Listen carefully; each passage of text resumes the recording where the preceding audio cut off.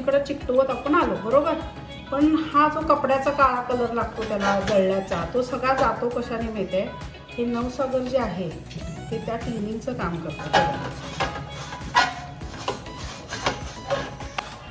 खरं गरमच करायला पाहिजे हां पातेलं. थंड पातेल्यात नवसागर घालून उपयोग नाही. हे बघा आता हे टीन वितळलं की नाही, त्याच्यात नवसागर मिक्स केलं आणि असं फिरवलं.